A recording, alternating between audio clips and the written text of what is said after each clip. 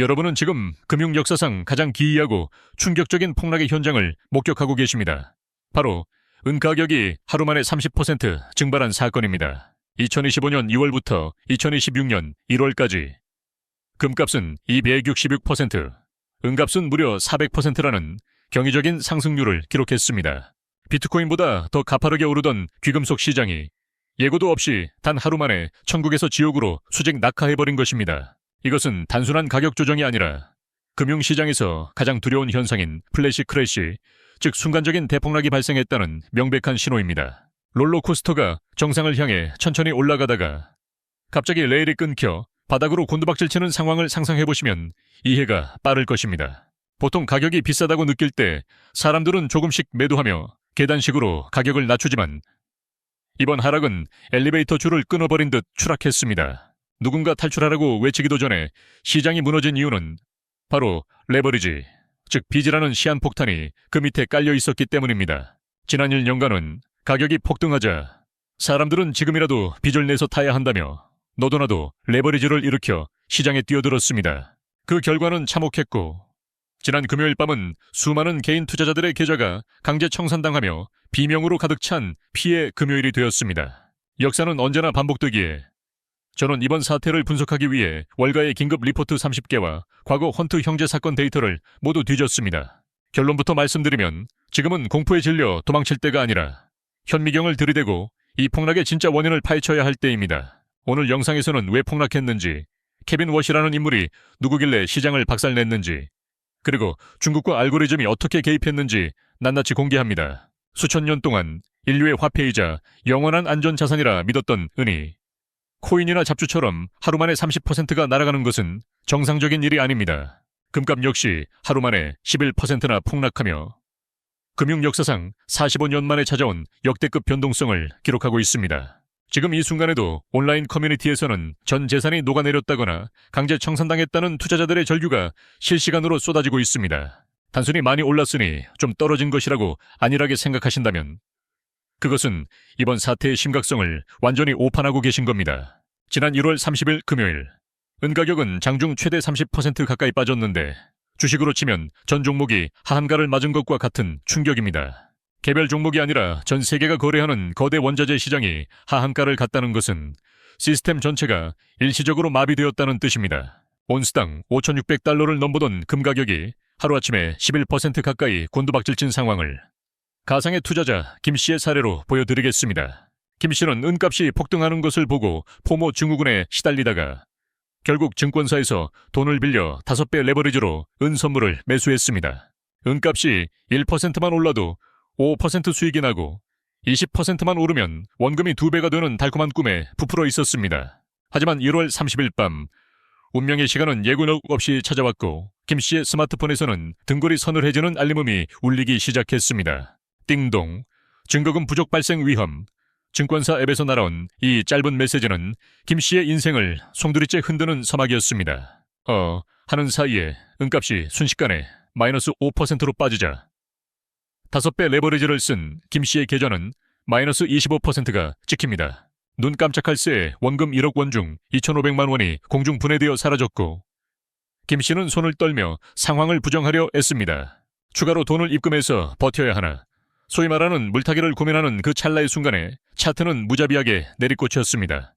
마이너스 10%, 20%로 숫자가 바뀌는 속도는 인간의 인지 능력을 넘어섰고 공포가 김 씨의 이성을 마비시켰습니다. 이때 증권사 시스템은 어떻게 반응했을까요?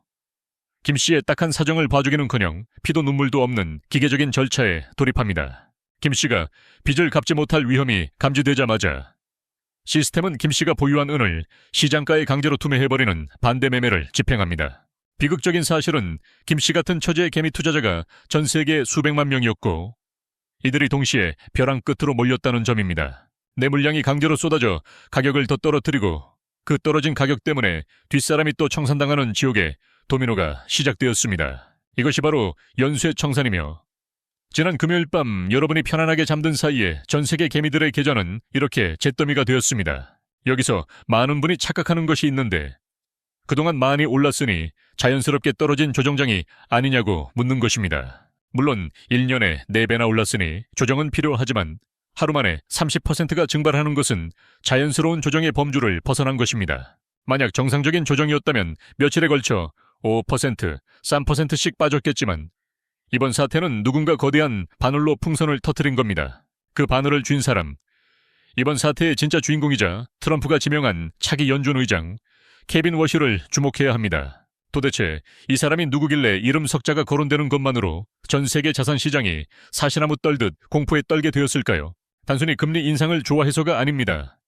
그에게는 시장 참여자들이 가장 두려워하는 훨씬 더 깊고 무서운 철학이 숨겨져 있습니다. 이 케빈 워시라는 인물의 정체와 그가 몰고 올 피바람에 대해 지금부터 아주 깊숙하고 적나라하게 파헤쳐 보겠습니다. 이 내용을 모른다면 여러분은 앞으로 4년 내내 트럼프 정부의 경제정책에 휘둘리며 소중한 자산을 잃게 될지도 모릅니다. 트럼프는 사업가 출신이니 당연히 저금리를 좋아하고 주식시장을 띄울 비둘기파를 연준 의장에 앉힐 것이라는 게 시장의 지배적인 믿음이었습니다. 그래서 투자자들은 배짱 좋게 빚을 내서 주식과 금, 은을 사들이며 파티를 즐겼지만 뚜껑을 열어보니 나온 이름은 바로 케빈 워시였습니다. 이 이름이 호명되는 순간 월가의 수많은 베테랑 트레이더들은 충격에 휩싸여 들고 있던 커피잔을 떨어뜨렸을지도 모릅니다. 1970년생, 젊고 수려한 외모의 케빈 워시는 단순한 엘리트가 아니라 2006년 불과 35살에 최연소 연준 이사가 된 천재입니다. 보통 연준 의장들이 평생 학교에서 이론만 공부한 백발의 교수님들이라면 케빈 워시는 모건 스탠리 M&A 시장에서 굴러먹던 실전 파이터입니다. 그는 이론적으로 괜찮다는 아니한 말 따위는 믿지 않으며 시장에 거품이 끼는 꼴을 병적으로 싫어하는 성향을 가지고 있습니다. 흥미롭게도 그는 우리에게 익숙한 쿠팡의 이사이자 김범석 의장의 멘토로 기업이 실제로 어떻게 돌아가는지 뼛속까지 아는 인물입니다. 많은 분이 그가 공화당 사람이니 돈 풀기를 좋아할 거라 착각하지만 그는 2008년 금융위기 때부터 줄기차게 돈 풀기를 반대해온 매파 중의 매파입니다. 벤 버냉키가 양적 완화로 돈을 풀 때마다 그는 옆에서 이제 그만 풀어라, 인플레이션 온다 라고 쓴소리를 뱉었던 유일한 인물입니다. 지금 시장은 저금리라는 마약에 취해 몽롱한 상태인데 파월 의장이 그래 약 줄게 조금만 더 즐겨 라고 달래던 상황이었습니다. 그런데 갑자기 새로운 의사 케빈 워시가 병실 문을 박차고 들어와 당장 링거 뽑아 찬물 샤워하고 운동해 라고 소리치는 격입니다. 환자인 시장 입장에서는 당연히 쇼크를 받고 발작을 일으킬 수밖에 없으며 그 발작이 바로 지난주 금요일의 대폭락이었습니다. 여기서 우리는 의문을 가져야 합니다. 주가 상승을 자신의 업적으로 자랑하는 트럼프가 왜 하필이면 저승사자 같은 인물을 뽑았을까요?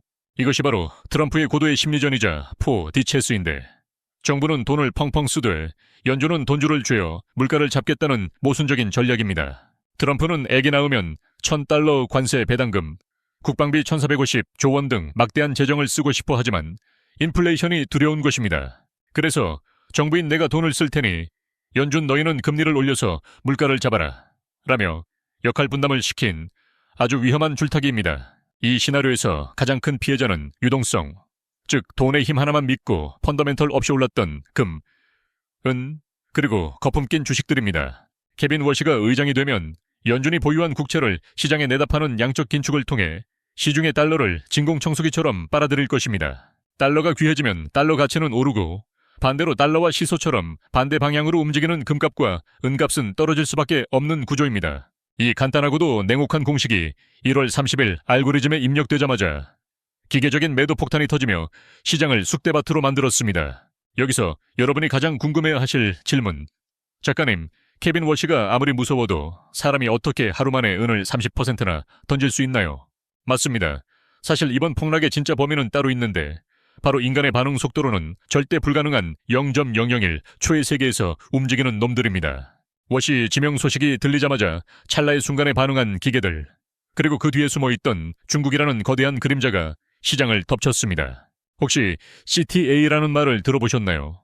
어렵게 생각하실 필요 없이 추세 추종 알고리즘이라고 부르는 감정이 거세된 투자 기계들입니다. 이 녀석들은 은이 너무 많이 떨어져서 불쌍하네, 좀 사주자 라는 자비심 따위는 없으며 오로지 입력된 값에 따라 냉혹하게 움직입니다. 지난 1년 동안 금과 은을 미친 듯이 사들여 가격을 4배나 올려놓은 주범도 이들이었고 이제는 반대로 돌변해 가격을 부수고 있는 것입니다. 1월 30일 달러 가치가 튀어오르자 금 가격이 중요 지지선을 살짝 건드렸고 그 순간 전 세계 슈퍼컴퓨터 수천 대에 빨간불이 들어왔습니다. 매도 신호 감지. 이 명령어가 떨어지자마자 수조원 규모의 매도 폭탄이 인간이 눈을 깜빡이기도 전에 시장에 쏟아졌습니다. 인간 트레이더가 뉴스 떴네 하고 마우스에 손을 올리기도 전에 기계들은 이미 물량을 다 팔고 떠난 뒤였습니다. 여러분이 차트를 보고 하는 순간 이미 바닥이었던 이유가 바로 이것이며, 이것은 만원 관중이 들어찬 극장에 불이 난 상황과 같습니다. 모두가 파티를 즐기다 비상구가 좁은데 갑자기 덩치 큰 코끼리들이 먼저 탈출하겠다고 돌진해서 개미들을 다 밟고 지나간 형국입니다.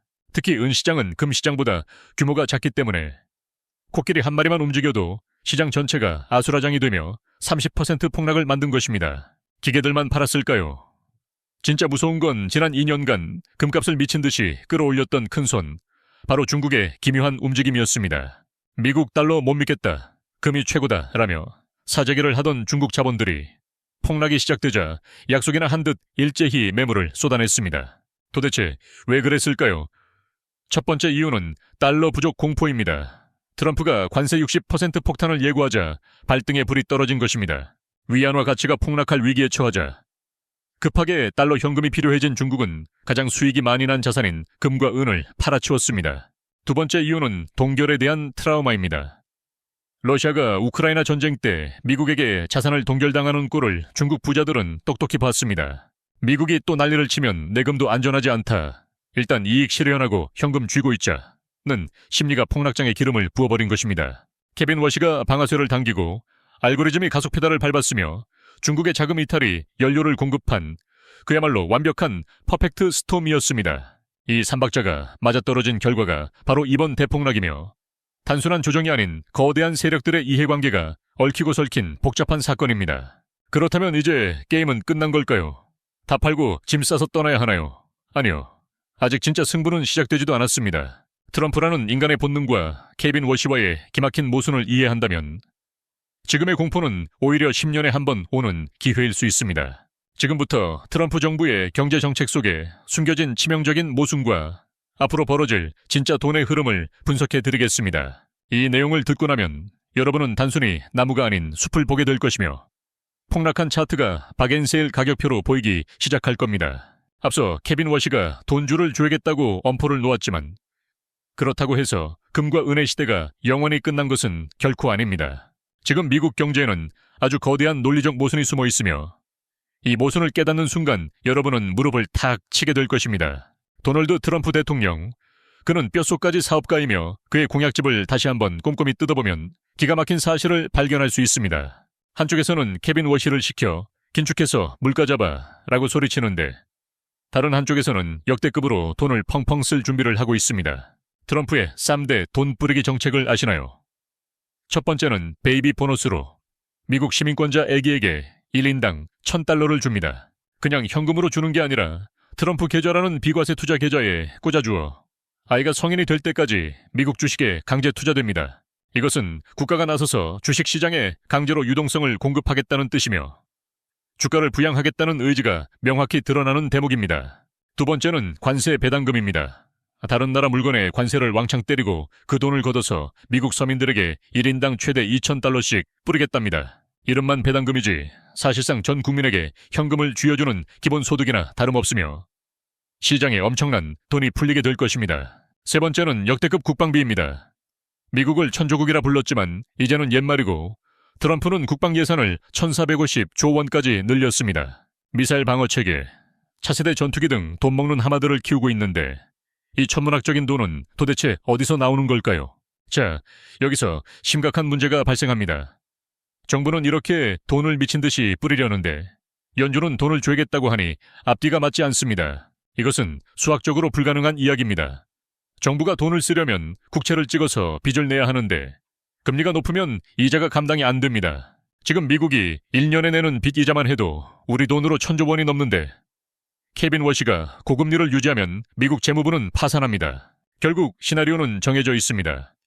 케빈 워시는 지금 당장 군기를 잡고 있지만 결국 트럼프의 재정 적자를 감당하기 위해 무릎 꿇을 겁니다. 6개월이나 1년 뒤에는 어쩔 수 없다라며 다시 돈을 풀어야 하는데 이것을 경제용어로 재정 우위라고 부릅니다. 연준이 아무리 잘난 척해봤자 정부의 거대한 빚더미 앞에서는 꼬리를 내릴 수밖에 없으며 이것이 바로 재정 우위의 냉혹한 현실입니다. 최근 트럼프의 관세 협박에도 불구하고 원화 가치가 오히려 오른 기이한 현상 역시 미국과 일본이 엔화 강세를 위해 공조했기 때문입니다. 미국 제조업을 살리려면 달러가 너무 비싸면 안 되기에 트럼프는 겉으로는 강달러를 외쳐도 속마음은 약달러를 원하고 있습니다. 결국 케빈 워시의 강력한 긴축 정책도 트럼프의 수출 부양 의지와 충돌하며 오래 가지 못하고 꺾일 가능성이 매우 큽니다. 지금의 상황을 비유하자면 클럽 사장인 트럼프가 술을 잔뜩 준비해 놨는데 DJ인 워시가 잠시 음악을 끈 것에 불과합니다. 곧 음악은 다시 켜질 것이고 돈은 풀릴 것이며 그때가 되면 억눌렸던 금과 은은 전고점을 뚫고 우주로 날아갈 것입니다.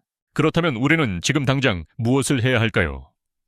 제가 제 가족에게만 알려주려 했던 3단계 생존 매뉴얼을 공개합니다. 첫 번째 원칙, 떨어지는 칼날은 절대 잡지 마라. 폭락 후 최소 3일을 기다려 바닥이 다져지는 것을 확인해야 합니다. 기술적으로는 RSI 지표가 30m로 처박혔다가 다시 고개를 드는 순간이 진입 타이밍이며 그때가 바로 무릎에서 사는 시점입니다. 두 번째 원칙, 334 분할 매수 법칙을 철저히 지켜야 합니다. 전 재산 몰빵은 파멸로 가는 지름길입니다. 1차로 30% 정찰병을 보내고 반등이 확실하면 30%를 불타게 하며 전고점을 뚫을 때 마지막 40%를 싣는 전략입니다. 세 번째 원칙, 포트폴리오의 재구성입니다. 심장이 약하신 분들은 변동성이 큰 비중을 절대 20% 넘기지 마십시오. 경기 침체 우려가 오면 은은 산업재의 성격 때문에 금보다 더 빠지므로 위기 상황에서는 금의 비중을 높이는 것이 안전합니다. 비나에서 투자하신 분들은 반등 시 비중을 줄여야 하지만 여유 자금이라면 트럼프 임기 4년 동안 풀릴 돈을 믿고 버티십시오. 1980년 헌트 형제 사태나 2011년은 파동 때도 대중은 끝났다고 도망쳤지만 진짜 부자들은 그때 조용히 죽기 시작했습니다. 인간의 욕망이 멈추지 않고 정부가 돈 찍어내기를 멈추지 않는 한 실물 자산의 가치는 우상향할 수밖에 없다는 진리를 믿으세요. 오늘 우리는 케빈 워시의 큰 그림, 알고리즘의 비정함, 그리고 트럼프노믹스의 모순을 통해 이번 위기의 본질을 꿰뚫어 보았습니다. 공포에 질려 매도 버튼을 누르기 전에 딱 한 번만 생각하세요. 내가 지금 던지는 이 싼 매물을 과연 누가 받아먹고 있을까? 다음 영상에서는 오늘 다루지 못한 지금 당장 주어야 할 금은 ETF 탑3와 구체적인 매수 타점을 낱낱이 공개하겠습니다. 이 기회를 놓치지 않으시려면 구독과 알림 설정 꼭 부탁드립니다. 지금까지 여러분의 단단한 경제학이었습니다. 성투하십시오.